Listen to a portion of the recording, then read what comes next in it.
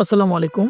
Hello বন্ধুরা, আজকে আমরা এসেছি বাইপেল পল্লী বিদ্যুৎ এলাকায় অবস্থিত এক অসাধারণ জায়গায়, দি রুপটপ রেস্টুরেন্ট।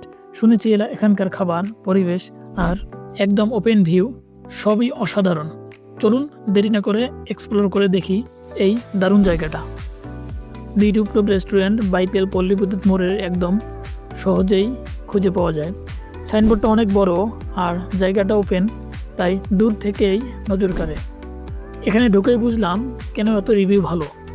রুপটপ, একদম ওপেন এয়ার আর ডেকোরেশন এক কথায় অসাধারণ। সন্ধ্যায় এখানে বসে চারপাশের শহর আর বাতাস উপভোগ করার মজাই আলাদা। এখানে আছে চাইনিজ, থাই ফুড আর দেশি খাবারের অনেক অপশন। দামটাও মোটামুটি বাজেট ফ্রেন্ডলি। এক একটা ডিশ প্লেটারও পাওয়া যায়, যেটা ফ্যামিলি বা ফ্রেন্ডের সাথে শেয়ার করা যায়। আমরা অর্ডার করেছি ফ্রাইড রাইস উইথ বিফ। দেখো খাবারের প্রেজেন্টেশন একেবারেই অসাধারণ। যারা স্পাইসি ফুড পছন্দ করো তাদের জন্য এখানে কিছু দারুণ অপশন আছে। আবার যারা হালকা খাবার খেতে চাও সেটাও আছে মেনুতে।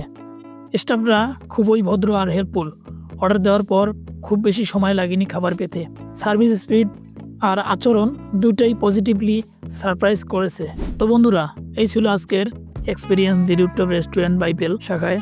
খাবার, পরিবেশ আর সার্ভিস সব মিলিয়ে এই রেস্টুরেন্টকে আমি দিচ্ছি 10-এর মধ্যে 9। যারা পরিবার বা বন্ধু বান্ধব নিয়ে ওপেন এয়ার আরামদায়ক জায়গায় খেতে চাও তাদের জন্য এটা হতে পারে একদম পারফেক্ট চয়েস। ভিডিওটি ভালো লাগলে অবশ্যই লাইক দিও, সাবস্ক্রাইব করে পাশে থাকো।